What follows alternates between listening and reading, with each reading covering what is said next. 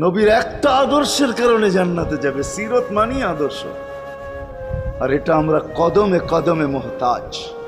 কেননা এই ছোট জীবনটা যদি গ্রহণযোগ্যতা পর্যন্ত পৌঁছাইতে হয় আল্লাহর কাছে, চাই নারী হই, চাই যুবক হই, চাই বৃদ্ধ হই, যেই মানুষই হই না কেন, যেখানেরই হই না কেন, যেই বাসারই হই না কেন, যেই বর্ণেরই হই না কেন, যেই পেশারই হই না কেন, যেই সোসাইটিরই হই না কেন, এই জীবনটাকে যদি গ্রহণযোগ্যতা পর্যন্ত পৌঁছাইতে হয় কার কাছে? দুনিয়া আলাদের কাছে না, মালিকের কাছে, যিনি এক ফোঁটা পানির থেকে অস্তিত্ব দিছেন, যার কাছে আবার আমাদেরকে ফিরা যেতে হবে।